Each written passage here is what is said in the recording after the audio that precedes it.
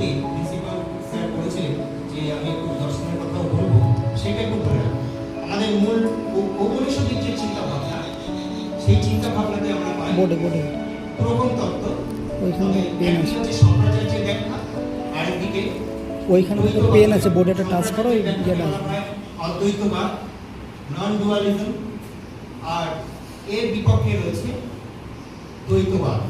দ্বৈতবাদের চিন্তা ভাবনা শ্রী রামানুজ এবং মধ্বাচার্য, তার হাত ধরেই পরবর্তীকালে আমাদের উত্তর ভারতে বল্লভাচার্য এবং আমাদের বৈষ্ণবীয় দর্শনের যে চিন্তা ভাবনা বা দর্শন কে প্রতিষ্ঠা করেছিলেন শ্রী বলদেব বিদ্যাভূষণ। চৈতন্যদেব নিজে কোনো গ্রন্থ মানে দার্শনিক গ্রন্থ রচনা করে যাননি, উনি শিক্ষাষ্টকম এই বইটা লিখেছিলেন, আর জগন্নাথাষ্টকম এই বলে দুটি স্তোত্র লিখেছিলেন।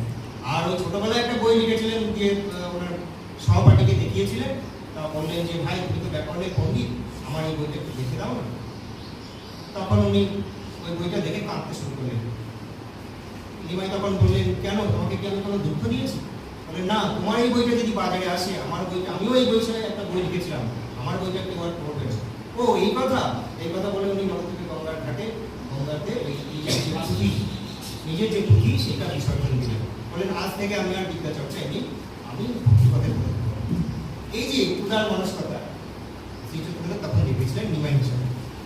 যাক, এবার তাহলে দর্শনের কথা স্যার যে প্রথমেই বলেছিলেন যে বৈষ্ণবীয় দর্শন, সেটা আমি তার যে নামকরণ হচ্ছে অচিন্ত ভেদাভেদবাদ। তাহলে অদ্বৈতবাদটা আমি বুঝি। অদ্বৈতবাদটা কি? অ মানে না, আর দ্বৈত মানে দুই। অদ্বৈতবাদ বলে যে এই সমগ্র বিশ্ব ব্রহ্মাণ্ডে একমাত্র ব্রহ্মই আছে। শঙ্করাচার্য বলেছিলেন, শ্লোকার্ধেন প্রবক্ষ্যামি যদুক্তম গ্রন্থকোটিভিঃ ব্রহ্ম সত্যং জগন মিথ্যা জীব ব্রহ্মৈব না পরঃ। এটা মানেটা কি? যে হাজার বা কোটি গ্রন্থের মাধ্যমে আগে শাস্ত্রকাররা যে কথা তত্ত্ব বলে দিয়েছিলেন, সেটা আমি অর্ধেক শ্লোকে আমি প্রেজেন্ট করতে পারি, বলে দিতে পারি। সেটা কি? ব্রহ্মই সত্য আর জগৎ মিথ্যা। তবে এর সঙ্গে আবার জুড়ে দিলেন জীবই ব্রহ্ম, অর্থাৎ তুমিই ব্রহ্ম। আমরা প্রত্যেকে যে ঘরে রয়েছি, আমরা প্রত্যেকেই নিজের সেই ব্রহ্মত্ব উপলব্ধি সাধন ভজন করলে অবশ্যই সেটা বুঝতে পারবো। অর্থাৎ অহং ব্রহ্মাস্মি, এই যে উপনিষদীয় চিন্তা ভাবনা, সেটাকে কেন্দ্র করে যে চিন্তা ভাবনা, সেটা হচ্ছে অদ্বৈতবাদ। এবং সেই ক্ষেত্রে বলে এই জগৎটা মিথ্যা বা তাদের বিভিন্ন সংজ্ঞা বা লক্ষণ রয়েছে, যেটা আপাতভাবে প্রতীত হয়, কিন্তু জ্ঞান হলে যেটা থাকে না। যেমন এই সন্ধ্যাবেলায় রজ্জুতে সর্পক্ষণ, অর্থাৎ দূর থেকে একটা পথের মধ্যে দড়ি পড়ে আছে, সেটাকে আমি ভাবছি সাপ, কিন্তু যখন কাছে গেলাম তখন দেখলাম যে না, এটা তো সাপ না, এটা দড়ি। এটা তো দড়ি না, এটা সাপ। তাহলে আগে যে চিন্তা ভাবনাটা ছিল এবং ভয় এসেছিল, এটা পুরোপুরি আমার অজ্ঞানতার জন্য। ঠিক তেমন এই জগৎকে আমরা জগৎ হিসাবেই দেখছি, কিন্তু আসলে এটা জগৎ নয়, এটা আমার ব্রহ্মেরই বিবর্তিত। অদ্বৈতবাদের বিবর্তন কথাটা বলে, আর সাংখ্যরা বলে পরিণাম বা পরিণত। এই বিষয়ে ওদের সঙ্গে আমার একটু পার্থক্য রয়েছে। মানে অদ্বৈতবাদের দুটি ভাব, একটা হচ্ছে পরিণামবাদ, একটা হচ্ছে বিবর্তন। যাক, এবার এই অদ্বৈতবাদে যারা পথের পথিক, তারা এই উপাসনা বা ভক্তি শ্রদ্ধা এগুলোকে মানে তারা অস্বীকার করে না। শেষ পর্যন্ত তারা বলে যে এগুলো আমাকে ওই ব্রহ্মের দিকে পৌঁছে দিতে পারে, কিন্তু এগুলোই শেষ কথা নয়। আমি যে নিজে ব্রহ্ম, এটা উপলব্ধি করাটাই হচ্ছে জীবের মোক্ষ লাভের একমাত্র উপায়। এবার যারা দ্বৈতবাদী, তারা এসে বলছেন যে না, আমার যে পৃথক একটা সত্তা রয়েছে, স্যার বলছিলেন এক্সিস্টেন্সিয়ালিজম, আমি যদি পৃথকভাবে একটা সত্তাবান না হই, তাহলে তো আমার কোনো গুরুত্বই নেই। বা ব্রহ্মকে আমি যদি ভাবি আমি নিজেই ব্রহ্ম, তাহলে তো আর জগতে আমার চলাফেরা সব কিছুই দরকার নেই। মন্দির, মসজিদ বা উপাসনা, সাধনা কিছুই দরকার নেই। অর্থাৎ তাহলে আমাকে জগতে বাঁচতে গেলে একটা আমার থেকে সেপারেট একটা তত্ত্ব বা অস্তিত্ববান কিছু একটা রয়েছে, যাকে আমি ভগবানও বলতে পারি, ঈশ্বরও বলতে পারি, সেইটাকে লাভ করা। অর্থাৎ আমি অ্যাম সেপারেট ফ্রম গড, এটা হচ্ছে দ্বৈতবাদের মেন কথা। তাহলে আমি যদি থেকে আলাদাই হই, তাহলে ভগবানের সঙ্গে আমার কি রিলেশন, আবার আমার সঙ্গে আরেকটা মানুষের কি রিলেশন? এই যে পারস্পরিক, আমরা তো প্রত্যেকেই যদি বলি আত্মা বা জীব, তাহলে এই যে রিলেশনটা কি, সেই রিলেশন সম্পর্কিত তত্ত্ব বিভিন্নভাবে এক এক গ্রুপ এক এক রকম কথা বলেছে। বৈষ্ণবীয় দর্শনে আমরা পাই অচিন্ত ভেদাভেদ বা ভেদ মানে আলাদা, অভেদ মানে একই। ভেদ মানে আমার থেকে ঈশ্বর আলাদা, আমি ঈশ্বরের থেকে আলাদা, আবার আমার থেকে আরেকটা জীব আলাদা, আমি তার থেকে আলাদা, এইটা হচ্ছে ভেদ। আবার বলছেন যে না, আমরা পুরোপুরি আবার ভেদ ভিন্ন নই। কেন না, আমাদের কিছুটা অংশ মিল আছে। সেই মিলটা কোথায়? চৈতন্য অংশ। ঈশ্বরও চৈতন্য বিশিষ্ট একটা সত্তা, আমিও একটা চৈতন্য বিশিষ্ট সত্তা, কিন্তু আমার শরীর বা ঈশ্বরের যে বিগ্রহ, এগুলো থেকে এই জায়গায় এই পয়েন্টে আমরা আলাদা। তাই ঈশ্বরের সঙ্গে আমাদের একাধারে ভেদও রয়েছে, আবার অভেদও রয়েছে। মানে we are separate, at the same time we are বলতে গেলে ইকুয়াল। এবার এই যে টোটাল সম্পর্কটা, এইটা আবার ভাষায় প্রকাশ করা যাবে না। বৌদ্ধরা এটা বলে নিরভিলাপ্য বা অনভিলাপ্য। এইটা এনারা বলছে অচিন্ত, unthinkable, which can not be thought. এমন একটা relation, the relation between God and self, মানে আমার সেলফ বা অন্য self, can not be thought. সেটা চিন্তাই করা যাবে না, চিন্তার বাইরে, অর্থাৎ আমাদের বোধের বাইরে। চিন্তা করা যাবে না, আমরা সেই ধারণাই করতে পারি না। আমরা ক্ষুদ্র জীব। দ্বৈতমতে জীব হচ্ছে অনুপরিমাণ বিশিষ্ট, আর অদ্বৈতবাদে জীব হচ্ছে পরম মহৎ পরিমাণ বিশিষ্ট। এই হলো মূল পার্থক্য হয়ে আছে। যাক, এটাই হচ্ছে অচিন্ত ভেদাভেদবাদ। আমি দর্শনের কথা সংক্ষেপে বলে দিলাম। এই তত্ত্বটা বলেছিলেন বলদেব বিদ্যাভূষণ। তিনি প্রথমে এই উড়িষ্যাতে ছিলেন, সেখান থেকে বৈষ্ণব ভাবাদর্শে ভাবী হয়ে বিশ্বনাথ ঠাকুর বলে যিনি ভাগবতের টিকাকার, মহান টিকাকার, ওই পলাশী বা কাশী দেবগ্রাম অঞ্চলে উনি ছিলেন, ওই সপ্তদশ শতক, ওনার কাছে গিয়েছিলেন। উনি বললেন, ওনাকে আর কি অনেক আরো শিক্ষা দীক্ষা দিলেন, দিয়ে বৃন্দাবনে পাঠানোর পরে তারপরে কি হলো না, এইবার অন্যান্য দর্শন সম্প্রদায় একটা করে দার্শনিক বই আছে, যেমন ব্রহ্মসূত্র, মানে মূল গ্রন্থটা হচ্ছে আমাদের ব্রহ্মসূত্র, বেদব্যাসের লেখা। সেই ব্রহ্মসূত্রকে ব্যাখ্যা করতে গিয়ে এই দ্বৈতবাদ ইত্যাদি সব সৃষ্টি হয়। এবার রাজস্থানের জয়পুরে একটা ডিবেট কম্পিটিশন তৈরি হয়েছে। সেই কম্পিটিশনে বিভিন্ন ভারতবর্ষের লোকেরা গিয়েছিলেন। এবার বলদেব বিদ্যাভূষণকে সেখানে পাঠানো হয়েছে। ওনাকে দেখে লোকেরা একটু উপহাস করলেন, আপনাদের তো কোনো দার্শনিক বই নেই, অন্যদের তো আছে, তাও শঙ্করাচার্যের আছে, ব্রহ্মসূত্রের ভাষ্য, মানে রামানুজের রয়েছে, মধ্বাচার্যের রয়েছে, বল্লভাচার্যের রয়েছে, আপনাদের তো কোনো বই নেই, আপনি তাহলে তর্ক করবেন কীভাবে? তখন উনি খুব দুঃখিত হলেন, বাড়িতে গেলেন। তখন শ্রীকৃষ্ণ রাত্রনাকে বললেন যে না, আমি তোমাকে ওই স্বপ্নে ডিকটেট করবো, তুমি লিখে নাও, 7 দিন পরে তুমি আবার গিয়ে ওখানে তোমার বক্তব্য উপস্থিত হবে। তখন তাই হলো, ওই যে লেখা লিখেছিলেন ওটাই হচ্ছে অচিন্ত ভেদাভেদ বা তত্ত্বের দার্শনিক গ্রন্থ। কেননা চৈতন্যদেব নিজে কোনো ওই দার্শনিক বই লিখে যান। যাক, এটা গেল দার্শনিক দিক। আমি আবার চলে আসি আমাদের রূপ গোস্বামী এবং সনাতন গোস্বামীর প্রসঙ্গে। তা এবার সনাতন এবং রূপ গোস্বামী তো দুই ভাই, আরেক ভাই ছিলেন বল্লভ, যাকে বলা হয় অনুপম বল্লভ। তা তার পুত্র বল্লভের পুত্র হচ্ছেন শ্রী জীব গোস্বামী। এনারা তিনজনে মিলেই বিখ্যাত বইগুলো লিখেছিলেন বৈষ্ণব দর্শন সম্পর্কে। আর আমাদের শ্রী চৈতন্য চরিতামৃত কৃষ্ণদাস গোস্বামী বিরচিত, সেখানে এই এনাদের ষট গোস্বামী বলা হয়। আরো তিনজন রয়েছেন, যেমন শ্রীরূপ সনাতন ভট্ট রঘুনাথ, শ্রীজিৎ গোপাল ভট্ট দাস। এই ষট গোস্বামী, এনাদের স্মরণ করেই বিভিন্ন বৈষ্ণবীয় কার্যকলাপ হয়ে থাকে। যাক, এবার এই সনাতন গোস্বামী তিনিও এইরকম সংসার ত্যাগ করে বৃন্দাবনের পথে গিয়েছিলেন। যাওয়ার পথে, আমি কাহিনীগুলো একটু বলছি যাতে পরবর্তীকালে কাজে লাগতে পারে। যাওয়ার পথে এক ওই অতিথিশালা বা পান্থশালাতে উনি প্রবেশ করেছিলেন। এবার যখন ওই গিয়েছিলেন, কিছু মোহর ওনার সঙ্গে ছিল। সেই মোহর দেখে কিছু ওই ডাকাতে রাখা হয়েছিল, এনাকে আমি রাত্রিবেলা যখন ঘুমাবে শেষ করে দেবো, দিয়ে ওই মোহরগুলো দেবো। এবার এটা উনি বুঝতে পেরেছিলেন, বুঝে নিজেই বললেন, ভাই আমার কাছে না কিছু মোহর আছে, আমি কোথায় যে রাখি, আমি খুব বিপদে পড়েছি, যদি কোনো ডাকাত আমাকে কিছু করে। এই কথা বলার সঙ্গে সঙ্গে ওনারা বললেন, প্রভু আমরাই তো এই প্ল্যানটা করেছিলাম। তখন ওনার পায়ে পড়লেন। তখন উনি বললেন, ঠিক আছে, অসুবিধা নেই, তোমরা কৃষ্ণ নাম করো, সব ঠিক। এই সনাতন গোস্বামী সেই সম্পর্কে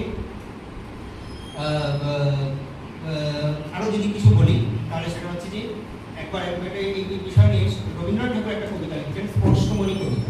সেই স্পর্শমণি কবিতা আমরা দেখতে পাচ্ছি বর্ধমানের জমিদার জীবন বলে একজন নাম, তিনি অনেক দান ধ্যান করার পরে প্রায় দেউলিয়া হয়ে পড়েছিলেন। এবার ভাবলেন আমার কিভাবে আবার সম্পদ আসবে।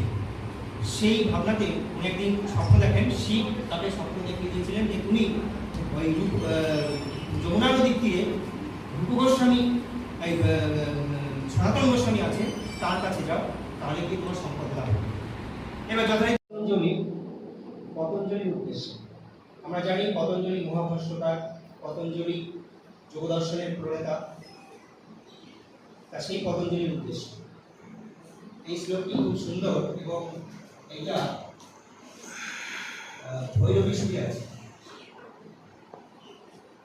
যোগেন চিত্তস্য পদেন বাচম মলং শরীরস্য চ বৈদ্যকেন योपाकरोतं प्रवरं मुनीनां पतञ्जलि प्राञ्जलिरानतोऽस्मि। যিনি যোগশাস্ত্র রচনার মাধ্যমে আমাদের চিত্তের মলিনতা দূর করেছেন, যিনি বাক্যশাস্ত্র রচনার মাধ্যমে মহাভাষ্যকার, তাই হয় বাক্যশাস্ত্র রচনার মাধ্যমে আমাদের কথার যে মালিন্য সেটা দূর করেছেন। এবং এই শ্লোকে একটি সংকেত আছে, তিনি নাকি আয়ুর্বেদ শাস্ত্রেরও একটি বই রচনা করেছেন, তার মাধ্যমে আমাদের শরীরের যে মলিনতা অর্থাৎ ব্যাধি সেটা দূর করার চেষ্টা করেছেন। সেই পতঞ্জলি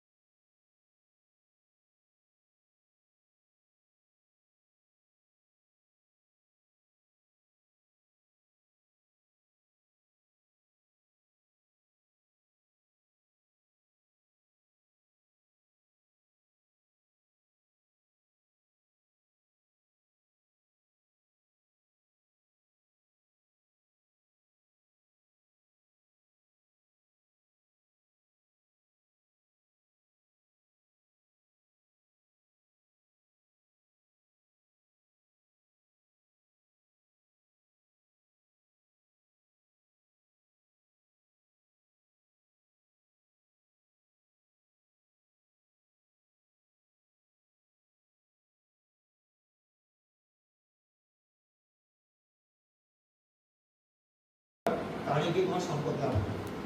এবার যথারীতি উনি বর্ধমান থেকে গেলেন, গিয়ে নিবেদন করলেন যে আমি এই পারপাসে এসেছি। তখন উনি বললেন আমি তো সংসার থেকে একজন মানুষ, আমার কাছে সম্পদ কোথায় পাবো? তারপরে একটু মানে ওটা মনে মনে ভাবলেন, পরে এবার প্রকাশ্যে বললেন ও আচ্ছা আচ্ছা ঠিক ঠিক, আমি কিছুদিন আগে একটা মণি পেয়েছিলাম, সেটা মানে লোহারি, কিন্তু ওটাকে স্পর্শ করলে ওটা সোনা হয়ে যায়। ওই কিছুটা দূরে পানির মধ্যে আমি পুঁতে রেখেছিলাম, তুমি গিয়ে সেখান থেকে নাও। এইবার গিয়ে যেই ওটা ছুলেন, দেখলেন ওটা সোনা হয়ে গেল। তারপরে বিকেলে অস্তাচলের কি সূর্য যাচ্ছিল, তখন উনি ভাবলেন, ওনার মনের মধ্যে একটু পরিবর্তন এসে গেল। আচ্ছা এই মানে মণিটা তো ওনার কাছে এতদিন ছিল, তাহলে উনি কেন আবার এই নদীর তীরে বসে জপ করছেন? তখন উনি এটা ভাবলেন আমিও ওনার মতো হব, এই কথা বলে ওনার পায়ে পড়লেন এবং বললেন আপনি যে ধনের ধনী, সেই ধনে আমাকে ধনী করুন। এই কথাগুলো ওনার ওই স্পর্শ মণিটা যেটা ওরা যমুনার তীরে ফেলে দেবেন। তাহলে উনিও কনভার্টেড হয়ে গেলেন, বৈষ্ণব হয়ে গেলেন। এইভাবে ওনারা কি করলেন, মানুষের মনটাকে পরিবর্তন করার চেষ্টা করলেন। যাক, এবার এই রূপ গোস্বামী কি কি বই লিখেছিলেন, আমি এবার সরাসরি সেই প্রসঙ্গে চলে আসি। শ্রী রূপ গোস্বামী প্রয়াগে যে শক্তি পেয়েছিলেন শ্রী চৈতন্যদেবের কাছ থেকে, সেই শক্তিকে শক্তিমান হয়ে বা আধ্যাত্মিকভাবে উদ্দীপিত হয়ে উপদেশান্বিতম বলে একটা, সেই জায়গাতেই প্রায় 11টা শ্লোক আছে, সেই বইটা নেই। আরও রসতত্ত্ব, বৈষ্ণবীয় যে রসতত্ত্ব, আমাদের তো রসশাস্ত্র প্রাচীনকাল থেকেই ছিল। ভরতমুনি, মঙ্গটাচার্য, বিশ্বনাথ কবিরাজ, জগন্নাথ, এনারা তো ছিলেনই। তাহলে আলাদা করে আবার বৈষ্ণবীয় রসশাস্ত্র, সেটা কেন পড়বো বা সেই বিষয়ে কি তার বিশেষ বৈশিষ্ট্য, সেই বিষয়ে যদি আমি জানার চেষ্টা করি, তাহলে আমরা পাবো উজ্জ্বল নীলমণি বলে একটি বই, আর ভক্তি রসামৃত সিন্ধু, এগুলো অলঙ্কার শাস্ত্রের বই। আর কি কি বই লিখেছিলেন আমি বইয়ের নামগুলো আগে বলে দিই, তারপর কিছু কিছু বইয়ের কি কি বৈশিষ্ট্য সেটা বলে দিই। আর কি দানবেলী কৌমুদী, এই বইটা, তারপরে স্তবমালা, কারিকা, আর উপদেশামৃত, এটা তো বললাম। আর দুটি নাটক লিখেছিলেন, সেটা হলো বিদগ্ধ মাধব আর ললিত মাধব, বিদগ্ধ মাধবম ললিত মাধব। তা এই মোটামুটি কিছু আমরা ওনার গ্রন্থ পেলাম। তা সেই গ্রন্থগুলোতে বৈষ্ণবীয় তত্ত্ব এবং তার যে নিজস্ব যে আধ্যাত্মিক চিন্তা ভাবনা, সেইটা ফুটে উঠেছে। তা প্রথমেই আমি উজ্জ্বল নীলমণি এই গ্রন্থটার বিষয় সম্পর্কে একটু বলি। সেখানে এর আগে অবশ্য লিখেছিলেন ভক্তি রসামৃত সিন্ধু। সেই বইটাতে বৈষ্ণবের যে 5 প্রকারের রস, শান্ত, দাস্য, বাৎসল্য, সখ্য আর মধুর ভাব, মাধুর্য, এর মধ্যে মধুর ভাবটাকে বাদ দিয়ে বাকি যে 4টে ভাব, সেইটা নিয়ে ওই ভক্তি রসামৃত সিন্ধু ওইটা গ্রন্থটা রচিত হয়েছে। তাহলে সেখানে মধুর ভাবটাকে বাদ দিয়ে বাকিগুলোর বিস্তারিত আলোচনা উনি করেছেন। আর তারপরে আসছে উজ্জ্বল নীলমণি। উজ্জ্বল নীলমণিতে বলছেন যে মধুর ভাবটাকে উনি উজ্জ্বল বর্ণের সঙ্গে তুলনা করছেন।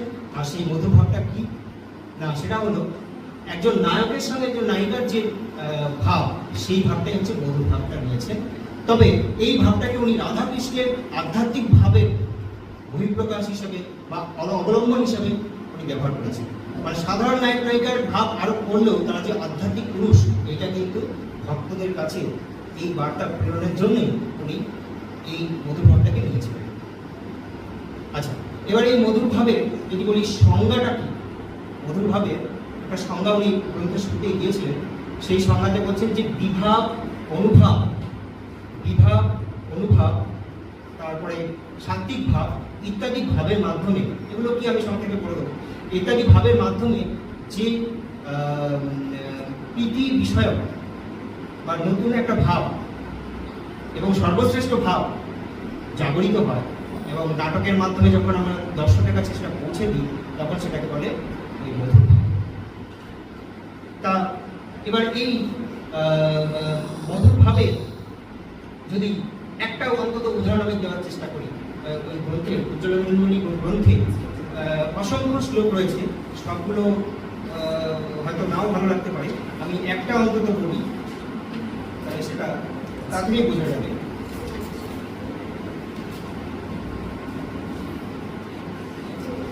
শ্রীকৃষ্ণের একজন সখা ছিলেন, তার নাম ছিল সুবল ঠাকুর। তা সেই সুবলকে শ্রীকৃষ্ণ বলছেন রাধা সম্পর্কে যে কুবলয় বিপিনাঙ্গন অসৌ শ্রীজন্তী দিশি দিশি লোচন চাপলা চলাক্ষী ভারতী তরণী যা তাকে পুরহ তা সুবল বলান্মম চিত্ত চঞ্চলিতম। এই তা এখানে বলছেন ওহে সুবল দিকে দিকে অবলোকনের জন্য যার লোচন চঞ্চল, মানে রাধারানী এদিকে তাকাচ্ছেন, বিভিন্ন দিকে তাকাচ্ছেন, এর জন্য নায়িকা হিসেবে তার চোখটা চঞ্চল হয়ে উঠেছে। আর তিনি রবিজা তটে, রবিজা মানে হচ্ছে রবি মানে সূর্য, আর রবির যে কন্যা সেটা হচ্ছে যমুনা, যমুনাকে বলা হয় এই রবি কন্যা, সূর্য কন্যা, রাধারানী। যাই হোক, এই রবিজা তটে কুবলয় বল সকল সৃষ্টি করে কে যেন আমার বলপূর্বক মনটাকে হরণ করে নিচ্ছে, ওই চঞ্চল লোচনে কে?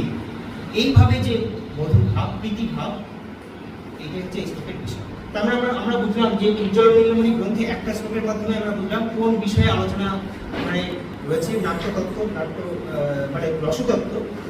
আর ওই যে বলেছিলাম যে মধুর রসের সংজ্ঞা উনি দিয়েছিলেন, বক্সমানের বিভাব আদ্বৈত স্বাদ্যতাল মধুরা রতি গীতা ভক্তিরস প্রক্ত মধুরাত্ম মনীষী। অর্থাৎ বিভাব মানে হচ্ছে দুই প্রকার, আলম্বন বিভাগ আর উদ্দীপন বিভাগ।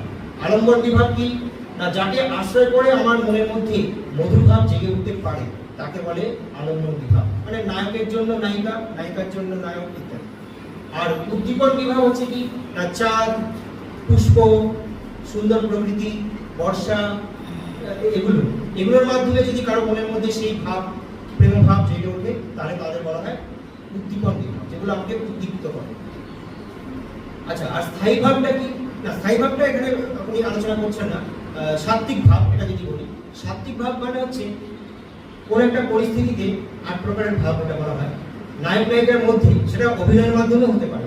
যদি শ্বেত, কম্প ইত্যাদি জাগরিত হয়, শ্বেত মানে ঘাম বেরোবে, অনেকক্ষণ ওয়েট করছে হয়তো স্টেশনে, দেখা নেই, তারপরে যে ঘাম বেরোবে। আচ্ছা, কম্প মানে কম্পন, কাউকে চিন্তা করে কাঁদছে ইত্যাদি। এগুলো হচ্ছে মহাভাবের স্তরে চলে গেলে এই ভাবগুলো হয়, সকলের সেটা হয় না। যাক, আমি তাহলে উজ্জ্বল নীলমণি প্রসঙ্গ মোটামুটি এখানে রাখছি। এরপরে আসি উপদেশামৃতম। উপদেশামৃতমের যে প্রথম শ্লোক, সেটা খুবই সুন্দর এবং সেটা সকলেরই পালনীয়।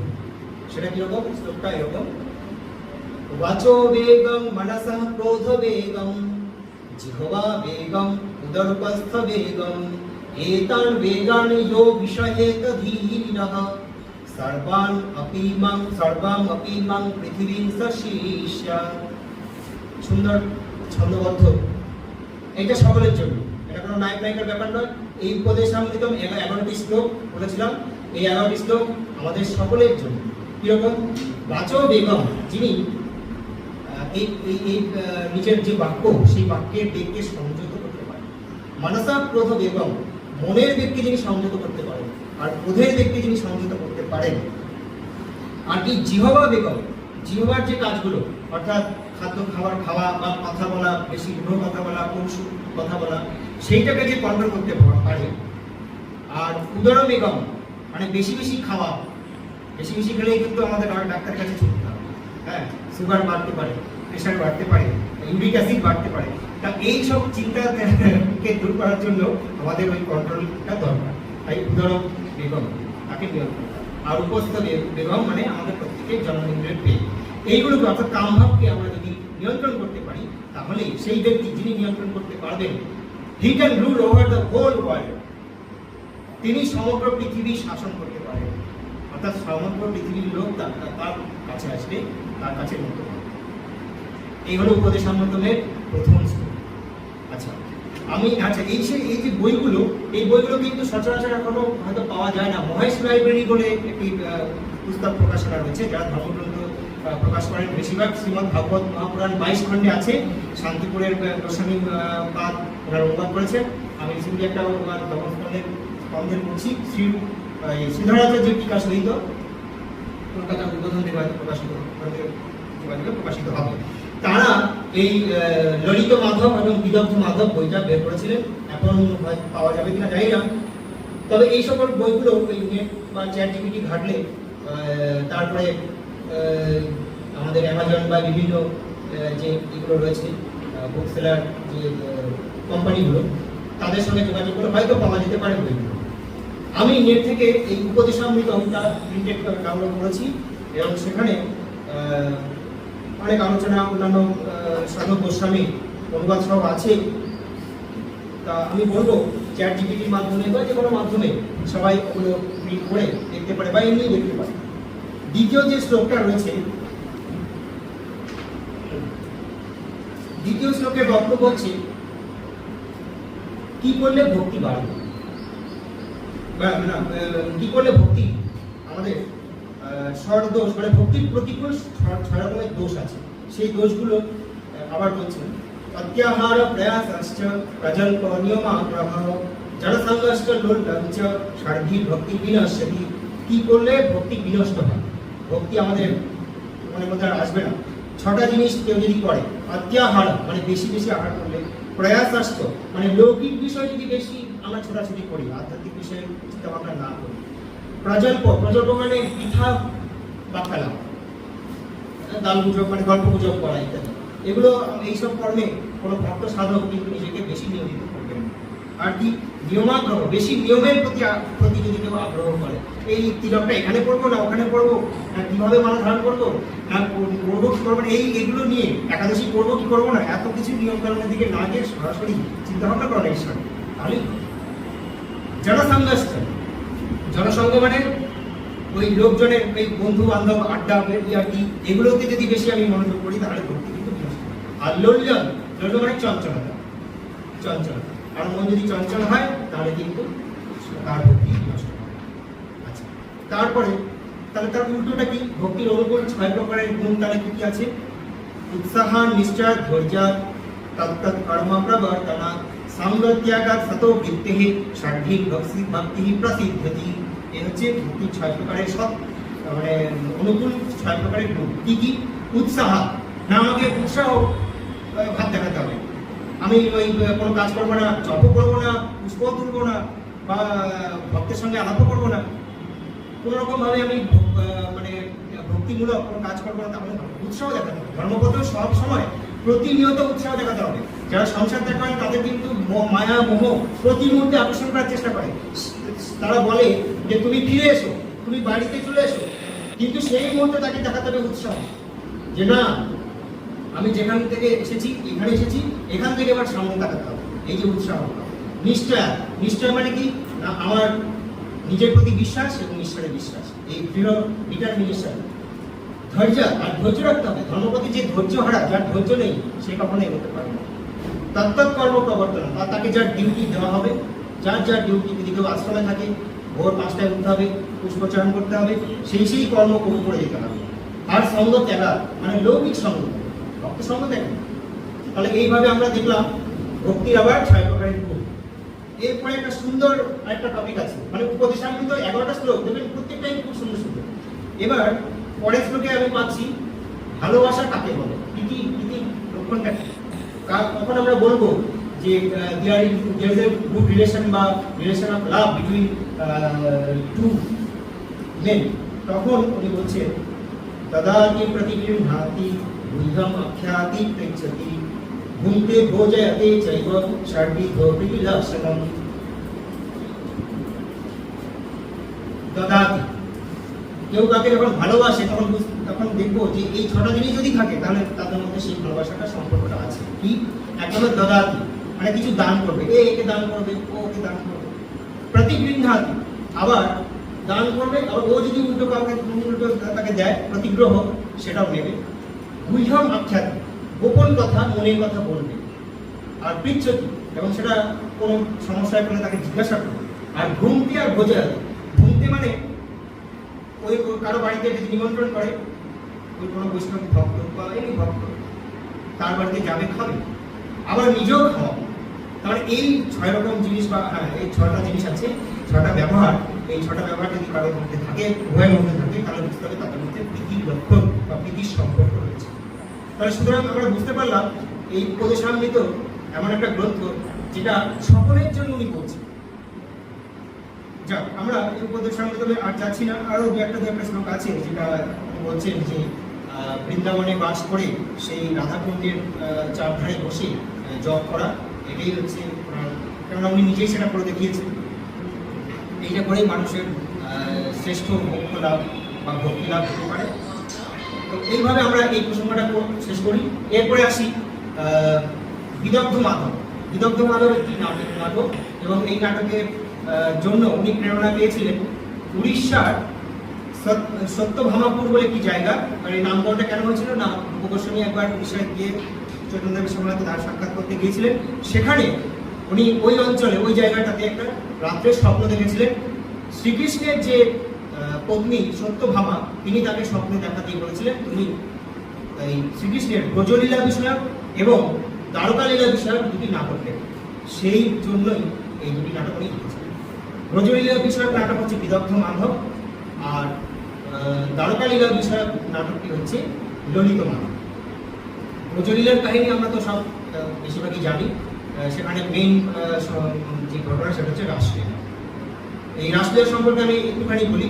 হয়তো রাসলীলা সম্পর্কে মানুষের একটু অন্যরকম চিন্তা ভাবনা বা ভাবনা থাকতে পারে, কিন্তু রাসলীলা হচ্ছে একটা পুরোপুরি অপ্রাকৃত ব্যাপার, অর্থাৎ প্রাকৃত জগতের ব্যাপার নয়। কেন না, কোনো গোপ যখন কৃষ্ণ বাঁশি বাজিয়েছিলেন, কোনো গোপ তার স্ত্রীকে যেতে বাধা দিয়েছিলেন, তখন ওনার স্ত্রী এই পার্থিব শরীর ত্যাগ করে সূক্ষ্ম শরীরে সেখানে গিয়েছিলেন। সূক্ষ্ম শরীরে মানে আমি যাকে বলি, যদি সোজা বাংলা বলি, ভূত সূক্ষ্ম শরীরে সেখানে গিয়েছিলেন। এবং যখন যাচ্ছিলেন, একে যাচ্ছিলেন, আরেকজনকে কিন্তু দেখছেন না, ভাবছেন আমিই যাচ্ছি, আর কেউ যাচ্ছে না, আবার উনিও সেটা ভাবছেন। তাহলে এইভাবে পুরোটাই কিন্তু একটা অপ্রাকৃত ব্যাপার, সেখানে লৌকিক কাম বাসনার কোনো গন্ধই সেখানে নেই। আচ্ছা, এবার গিয়ে যাওয়ার পরে শ্রীকৃষ্ণ বললেন, আচ্ছা তোমরা এত গভীর রাতে এখানে কি ব্যাপার? তোমরা গৃহধর্ম ত্যাগ করে, অতি ধর্ম ত্যাগ করে এখানে কেন এসেছো? তখন ওরা বিপদে বললেন, হ্যাঁ, যিনি আমাদেরকে ডেকেছেন বাঁশি বাজিয়ে, তিনি আবার বলছেন আমরা কেন এখানে আসলাম? তখন ওনারা বললেন, না, ওই যে ধর্মগুলো সেগুলো আমরা কেন পালন করি? তোমাকে পাওয়ার জন্য, ভগবানকে লাভ করার জন্য। আমরা তোমাকে তো পেয়ে গেছি, তাহলে আর পেছনে তাকে লাভ। তখন শ্রীকৃষ্ণ একটু সন্তুষ্ট হলেন, খুশি হলেন। এরপরে আবার যত সুখী তত কৃষ্ণ এই হিসাবে নৃত্য শুরু করলেন। এবার রাসলীলা করেছিলেন দুটি টার্গেটে, একটা হচ্ছে মদন দেবতার অহংকার বিনাশের জন্য, আর 2 নম্বর গোপিনীদেরও একটু অহংকার হয়েছিল, এইটাও বিনাশের জন্য। মদন দেবতার অহংকারটা কি না, আমি সকলকে উপকার বা কাজ করতে পারি, আমার অধীনে সকলে। আর গোপিনীদের অহংকার হয়েছিল যে আমরা কৃষ্ণকে এত ভালোবাসি, পৃথিবীর আর বা অন্য কোনো জায়গার কোনো ভক্ত আমাদের মতো শ্রীকৃষ্ণকে আর কেউ ভালোবাসে না। এই যে একটু অহংকার হয়েছিল, অর্থাৎ ভক্ত যদি বলে আমি শ্রেষ্ঠ ভক্ত, তাহলে কিন্তু হবে না, তাহলে তার পদক্ষেপ হবে। সেই দুটো টার্গেটটা ফুলফিল করার জন্য, তাদের দুটো দিককেই শিক্ষা দেওয়ার জন্য, মদন দেবতাকে এবং গোপিনীদেরও শিক্ষা দেওয়ার জন্য উনি এই রাসলীলাটা করছিলেন। এবার সেই শিক্ষা কিরকম দিলেন না, হঠাৎ করে কৃষ্ণ অদৃশ্য হয়ে গেলেন। অদৃশ্য হয়ে এবার তারপরে তো গোপিনীদের হাঁকার, এরা সবাই জানে, তারা প্রত্যেকটা বস্তু তাদেরকেও জিজ্ঞাসা করছেন, ওহে বনবাস, তোমরা কি শ্রীকৃষ্ণকে যেতে দেখেছো? ওহে দুর্বাঘাস, তোমার উপর দিয়েই তো শ্রীকৃষ্ণ গেছেন, তোমার মধ্যে রোমাঞ্চ দেখতে পাচ্ছি, তাহলে বলো তো দেখি শ্রীকৃষ্ণ কোথায় লুকিয়ে আছেন। এরকম করে প্রায় পাগলিনী হয়ে পড়েছিলেন। এবার তারা খুঁজে পাচ্ছেন না। হঠাৎ করে এবার দূরে দেখলেন, মনে রাখবেন যে ভাগবতের রাধারানীর নাম নেই, ওটা পরবর্তীকালে বৈষ্ণবরা চিন্তা ভাবনা করে ওটা বের করেছে। ওনারা দেখলেন কোন এক গোপিনী আমার অচেতন হয়ে পড়ে আছে। তা সেই গোপিনীর কাছে বাকিরা গিয়ে বললেন, কি ব্যাপার একটু জল দিয়ে চৈতন্য সম্পাদন করে বললেন যে কি হয়েছে, কি ব্যাপার? উনি বললেন, হায় আমার কপাল, মানে পোড়া কপাল, আমার সঙ্গে এখানে সেই গোবিন্দ নৃত্য করছিল, আমি ছিলাম। এবার আমি বললাম, হে গোবিন্দ, তুমি একটুখানি নিচে বসো, আমি তোমার ঘাড়ে চেপে ওই যে পুষ্প আছে ওপরের ডালে, সেখান থেকে আমি পুষ্প চয়ন করব। যত বড় ভক্তই হোক, ভগবানকে আমি তার গায়ে চাপবো, এটা কোনো ভক্ত নেই। ওই যে অহংকার হয়েছিল, সেই অহংকারের জন্য সঙ্গে সঙ্গে এই অদৃশ্য হয়ে গেল। যাক, এবার ওনারা মূল জায়গায় চলে আসলেন। সেখানে এসে আবার নৃত্য শুরু করলেন এবং হাঁটা শুরু করলেন এবং শ্রীকৃষ্ণের লীলাগুলোকে স্মরণ করলেন। হঠাৎ করে শ্রীকৃষ্ণ আবির্ভূত হলেন। এইবার আবির্ভূত হওয়ার পরে গোপীরা জিজ্ঞাসা করলেন, আচ্ছা মানে রাসলীলাটা হচ্ছে ভালোবাসার শ্রেষ্ঠ জায়গা, সেটা বোঝানোর জন্য বলছি। ওনারা বললেন, আচ্ছা পৃথিবীতে দেখা যায় ভালোবাসতে ভালোবাসে আর ভালো না বাসতে ভালোবাসে না, তা তোমার ক্ষেত্রে দেখছি অন্যরকম ব্যাপার, এটা যে ব্যাপারটা একটু আমাদের বুঝিয়ে বলতে দেখবেন। তখন উনি বললেন যে পৃথিবীতে 4 রকমের পৃথিবীতে কিছু ভালোবাসার শ্রেণী বিভাগ আছে। একটা হচ্ছে ভালোবাসতে ভালোবাসে, যেমন বন্ধুদের মধ্যে যে ভালোবাসা, ওটাকে ওখানে ওই শব্দটা ব্যবহার করা হচ্ছে যে অনুরাগ। যাক, উনি বলছেন যে এক বন্ধু যখন আরেক বন্ধুকে ভালোবাসে সেটা হচ্ছে দোকানদারি ভালোবাসা, অর্থাৎ আমি চাই সেও আমার প্রতিদানে ভালোবাসছে, এর মধ্যে যেন একটা স্বার্থের সম্পর্ক রয়েছে। দ্বিতীয় প্রকারের ভালোবাসাটা হচ্ছে ভালো না বাসলেও ভালোবাসে। আচ্ছা তোমরা বলতে দেখি স্টুডেন্টরা, ভালো না বাসলেও কারা আমাদের ভালোবাসে? বাবা মা পিতা মাতা। আমরা যতই মাঝে মাঝে অশ্রদ্ধা করি বা গুরুত্ব না দিই, ভালো না বাসি, তারা কিন্তু মনে মনে আমাদের সম্পর্কে ভালোবাসে। আচ্ছা এরপরে আসছে যে ভালোবাসলেও ভালোবাসে না, এইটাও আছে। ভালোবাসবো কিন্তু ভালোবাসে না, এইটার আবার 4টে ভাগ আছে। তাহলে প্রথমে দুটো, এত দেখবি লীলা কাহিনী সবাই শোনে, এই লীলা কীর্তন ইত্যাদি, এইগুলো এই মেইন কথাগুলোই কেউ বলেনি। এই কথাই হচ্ছে মেইন রাষ্ট্রীয়রা। এবার তখন বলে এটা আবার 4টে ভাগ আছে। কি? 1 নম্বর, যারা অদ্বৈতবাদী সন্ন্যাসী, তাদের তো তারা সংসার ত্যাগ করে ফেলেছে, তাদের তো কোনো মায়া মোহ আর নেই। তাদের যতই ভালোবাসবো তারা কিন্তু 1 রাতের বেশি আমার বাড়িতে থাকবে, বা বলা হয় 3 রাতের বেশি কোনো সন্ন্যাসী এক বাড়িতে থাকবে, এত তাদের কঠিন নয়। মানে যখন তীর্থ ভ্রমণ করবে তখন আশ্রমে থাকলে আলাদা কথা। আচ্ছা তারপরে কি দ্বৈতবাদী যারা, তাদেরও আর কোনো রকম মানুষের সঙ্গে লেনাদেনার সম্পর্ক নেই, তার জন্য তাদেরকেও যত ভালোবাসি না কেন, বৈষ্ণব যদি বলি, বৈষ্ণব সাধকরা, তারাও কিন্তু আমাদেরকে ততটা বেশি ভালোবাসে না, তারা নিজের খেয়ালে নিজের আপন মনেই থাকে। 3 নম্বরটা হচ্ছে কি, যারা একটু দুষ্ট প্রকৃতির লোক, তাদেরকে ভালোবাসলে কিন্তু তারা উল্টো আমাদের ক্ষতি করে, দুষ্ট প্রকৃতি যারা। হ্যাঁ, আর 4 নম্বর হচ্ছে আরো যারা জঘন্যতম অপরাধী, তাদেরকেও আমরা যদি ভালোবাসি, তারা আমাদেরকে ওই ব্যাংক ব্যালেন্স থেকে, ওই স্যার বলছিলেন না যে ফ্রড কেসের মাধ্যমে আমাদের ফোন করে সমস্ত টাকা রিলিজ করে। এই হচ্ছে 4 প্রকারের লোক, মানে যাদেরকে ভালোবাসলেও ভালোবাসে না। এইবার শ্রীকৃষ্ণ বললেন, আমি এই 6টার থেকে আলাদা, আমি এই 6 প্রকারের ব্যক্তি বা গ্রুপ থেকে আলাদা। কিরকম? আমি যে তোমাদের কাছ থেকে দূরে সরে গিয়েছিলাম, এটা এই কারণেই, অনুরাগ বিবৃদ্ধয়, অর্থাৎ আমার প্রতি তোমাদের যে ভালোবাসাটা ছিল সেটা আমি পরীক্ষা করতে চেয়েছিলাম, এবং আমার প্রতি সেই ভালোবাসাটা যেন বর্ধিত হয়, ইনক্রিজড হয়, সেইটার জন্যই আমি অদৃশ্য হয়ে গেছিলাম। কিন্তু আমি সেখানে থেকেও মনে মনে তোমাদেরকে ভালোই বেসে গেছি, কখনো তোমাদেরকে ঘৃণা করিনি। এরপরে আবার নৃত্য শুরু করলেন, তারপর কিছুটা জড়বেদি করে এবার শ্রীকৃষ্ণ বললেন যে তোমরা অনেক রাত হয়েছে, এবার তোমরা ঘরে ফিরে যাবে। তখন আবার সকলে ঘরে ফিরে যাবে। এই হচ্ছে টোটাল রাসলীলা। এবং শ্রীকৃষ্ণ লাস্টে স্বীকার করলেন, আমাকে যেরকম তোমরা ভালোবেসেছো, এর জন্য আমি কিন্তু কোটি কোটি যদি জন্মগ্রহণ করি, তাহলেও কিন্তু সেই ঋণ আমি শোধ করতে পারবো না, কেননা এতটাই গভীর তোমরা আমাকে ভালোবেসেছো, আমি তোমাদের কাছে চিরঋণী হয়ে ভগবান স্বীকার করছেন। যাক, এই যে রাসলীলা তত্ত্ব, এই সব তত্ত্বগুলোই আমরা পাচ্ছি ব্রজলীলা। আর ললিত মাধবে আমরা মূল ভাগবতের জায়গায় যদি যাই, সেখানে দেখবেন শ্রীকৃষ্ণের যে দ্বারকা লীলা, সেখানে কার সঙ্গে কখন তার বিবাহ হয়েছিল, নরক রাজাকে হত্যা ইত্যাদি, সেইখানে শুধু আমি একটু বলি যে সমন্তক মণির কাহিনী একটু বলি, ভালো লাগবে। শ্রীকৃষ্ণ একবার এরকম রাজসভাতে বসে আছেন, তখন সত্রাজিৎ বলে একজন এসে একটা মণি নিয়ে এসেছিল, মণিটার নাম সমন্তক মণি। তা সেই সমন্তক মণি এলে বললেন, এই মণিটা খুব উপকার আছে, এই মণি যেখানে থাকবে দুর্ভিক্ষ হবে না, লোককল্যাণ হবে ইত্যাদি। এবার শ্রীকৃষ্ণ বললেন, কিছুটা শুনে বললেন, আচ্ছা এই মণিটা আমাকে দেবে? এটা যেন ভালো ছিল। বললেন, না আমি দেবো না, এটা আমার ভাই প্রসেনকে দেবো। তাও ঠিক আছে, চলে গেলেন। কিছুদিন পরে শোনা গেল প্রসেন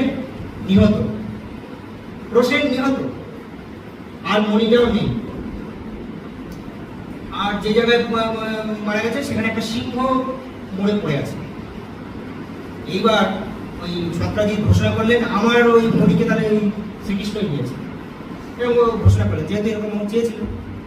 আর দ্বারকার যে বাসীরা, দ্বারকা নগরের অধিবাসীরা, তারা ভাবলেন, হ্যাঁ শেষ পর্যন্ত আমাদের রাজা কিনা মণি চুরি করলেন?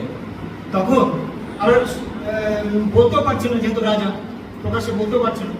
এই পরিস্থিতিতে শ্রীকৃষ্ণ কি করলেন, নিজের কলঙ্ক ভঞ্জনের জন্য এবার নিজেই উদ্যোগী হয়ে একবার সেই জায়গায় গেলেন যেখানে ওই প্রসেন নিহত হয়ে পড়েছিল। সেই যে জায়গায় গিয়ে উনি দেখলেন সিংহের পায়ের ছাপে সঙ্গে সঙ্গে আরো একটা বড় বড় পায়ের ছাপ আছে। সেই পায়ের ছাপ অনুসরণ করে করে উনি এমন একটা জায়গায় গেলেন গুহার মধ্যে। সেই গুহার মধ্যে গিয়ে দেখলেন একজন বড় ভালুক ছিল, যার নাম হচ্ছে জাম্ববান, সেই রামায়ণের জাম্ববান। তা সেই জাম্ববান কি করলেন, জাম্ববানের কাছে গিয়ে শ্রীকৃষ্ণ কি করলেন না, বললেন আমাকে সেই মণিটা দিন, আপনি এনেছেন, মণিটা আমি দেবো না, আমার সঙ্গে তারা যুদ্ধ করো। এবার যুদ্ধ শুরু হলো। 27 দিন ধরে যুদ্ধ হয়, একবার ইনি যেতেন আরেকবার উনি যেতেন। 27 দিন ধরে যুদ্ধ হওয়ার পরে এবার জাম্ববান একটু ধ্যানস্থ হলেন। ধ্যানস্থ হয়ে ভাবলেন, আচ্ছা আমার তো শ্রী রামচন্দ্রের আশীর্বাদ ছিল যে উনি ছাড়া আমাকে কেউ হারাতে পারবেন না, তাহলে তিনি কে এসে আমাকে হারিয়ে দিবেন। তখন ওই ধ্যানেই বুঝতে পারলেন, আরে ইনি তো আমার সেই শ্যামল সুন্দর শ্রীরাম, তিনি এখন এই যুগে শ্রীকৃষ্ণ হিসাবে এই রূপে আমার কাছে এসেছেন। তখন উনি ওনার পায়ে পড়লেন, প্রভু আমাকে ক্ষমা করো, আমি বুঝতে পারিনি। তখন উনি সন্তুষ্ট হলেন, যার দুজনের মধ্যে একটা মিউচুয়াল আন্ডারস্ট্যান্ডিং হলো। তারপরে উনি বললেন, ঠিক আছে আমি তো আপনাকে মণিটা দেবই, তার সঙ্গে আমার যে কন্যা জাম্ববতী তাকে আপনি বিবাহ করুন। এইবার উনি ওখান থেকে নিয়ে আসলেন মণিকে এবং জাম্ববতীকে। তারপরে এবার এই মণিটা গিয়ে আবার সেই সৎপ্রাচীরকে দিয়ে দিলেন এবং সৎপ্রাচীর তখন অনুতাপ হয়ে দগ্ধ। তিনি কি আর করবেন, উনি বললেন তাহলে আমার যে কন্যা সত্যভামা তাকে আপনি গ্রহণ করবেন। এইভাবে ধাপে ধাপে ওনার কিছু কিছু মানে পানি গ্রহণ হয়েছিল। যাক, এই কাহিনীগুলো আমরা যদি ভাবি যে দ্বারকা লীলার কাহিনী, এই সমস্ত কাহিনী তাহলে ভালো থাকবে। আর কি, আর যে বাকিগুলো রয়েছে দানবেলি, ওইটা ওই শ্রীকৃষ্ণ কাছে যখন ওই নৌকা পারাপারের সময় দান করতে হয়, ট্যাক্স নেওয়া, যেটা ওই প্রসঙ্গে রচিত। আর একটা বই আছে লঘু হরিনামামৃত ব্যাকরণম, এটা হচ্ছে ব্যাকরণের বই। এটাতে পাণিনি যেরকম বৃদ্ধি গুণ ইত্যাদি নামগুলো করেছেন, সেই একই বিষয়কে এই শ্রী রূপগোস্বামী কখনো কখনো রাধা নাম নিয়েছেন, কখনো কৃষ্ণ নাম নিয়েছেন। অর্থাৎ ব্যাকরণ করবো তাতেও যেন আমাদের পূর্ণ লাভ হয়, সেই নামগুলো উচ্চারণ হয়। আর মথুরা মাহাত্ম্য বলে একটা বই আছে। মথুরা মাহাত্ম্য বোঝাই যাচ্ছে যে মথুরার মাহাত্ম্যকে কীর্তন করেই এই বইটি রচিত। আর সেরকম আরেকটা আছে শ্রী রাধাকৃষ্ণ গণোদ্দেশ দীপিকা। এই বইটাতে আছে কি না, রাধাকৃষ্ণ সম্পর্কিত যে সকল সখা সখী তাদের সম্পর্কে, তাদের চরিত্র সম্পর্কে যে আলোচনা, সেটাই। এবং এই প্রত্যেকটা বই কিন্তু সংস্কৃত ভাষায় রচিত, তাকে জানতে হবে, এটা কিন্তু কোনোটাই বাংলা ভাষায় রচিত নয়। আর গঙ্গাষ্টকম, এখানে গঙ্গা দেবীর উদ্দেশ্যে আছে। উদ্ধব সন্দেশ, আমরা জানি উদ্ধব শ্রীকৃষ্ণের কাছ থেকে সরাসরি জ্ঞানোপদেশ আত্মোপদেশ পেয়েছিলেন, সেইটাই তাকে বলা হয় উদ্ধব গীতা বা উদ্ধব সন্দেশ। এই করে আমরা পেলাম মোটামুটি শ্রী রূপ গোস্বামীর পুস্তকগুলোর কিছুটা বর্ণনা, তার সঙ্গে আমরা জীবন কাহিনীটা কিছুটা পড়লাম। আর সনাতন গোস্বামীকে অল্প করে ছুঁয়ে নিলাম গল্পটার বা এই কবিতাটার মাধ্যমে, শ্রী রবীন্দ্রনাথ ঠাকুরের কবিতার মাধ্যমে। যাক, আমরা আলোচনার প্রায় শেষের দিকে। তা শেষে শুধু এইটুকুই বলবো, এখনকার যুগের লোকেরা এই সকল বইগুলো সেরকম আর পড়ে না, আর সিলেবাস বইগুলো নেই। এই যে রূপ গোস্বামীর যে ব্যাপারটা, এটা গ্র্যাজুয়েশনেও নেই, মাস্টার ডিগ্রিতে কল্যাণ ইউনিভার্সিটিতে কিছুটা রেখেছে। সেইখানে টপিকটা হচ্ছে এরকম যে সংস্কৃত ভাষায় রচিত বৈষ্ণব সাহিত্য। সেই কারণে সেখানে পড়তে গিয়ে আমার এই বিষয়গুলো একটু চর্চা করলাম, তাই আপনাদের কাছে কিছুটা তুলে ধরলাম। আর সংস্কৃততে একটা সেন্টেন্সও বলিনি, স্যার রিকোয়েস্ট করেছিলেন যে বাংলায় বলতে, ভালো অসুবিধা কিছু নেই। সংস্কৃত ভাষায় বললে তার মাধুর্যটা একটু বেশি। তাহলে সংক্ষেপে আমি সংস্কৃত ভাষায় কিছুটা বলে যা বলেছি। अत्र गोस्वामी महोदयस्य ये ग्रन्थाः आसन्, तेषां ग्रन्थानां संक्षेपेण आलोचना मया कृतम्। अत्र अस्याम् आलोचनायां यदि कापि त्रुटिर्वर्तते, कापि समालोचना वर्तते, तर्हि अवश्यमेव अयं जनः क्षन्तव्यः। अनया आलोचनया यदि छात्राणां च अस्मिन् विषये गूढः प्रश्न उत्थाप्यते।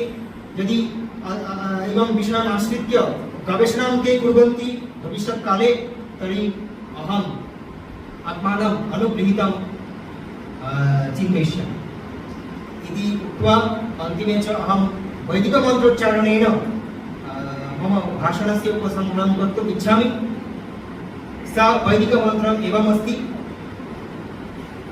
ॐ पूर्णमदः पूर्णमिदं पूर्णात् पूर्णमुदच्यते पूर्णस्य पूर्णमादाय पूर्णमेवावशिष्यते। ॐ शान्तिः शान्तिः शान्तिः। हरिः ओम तत्सत्। श्रीरामकृष्णार्पणमस्तु।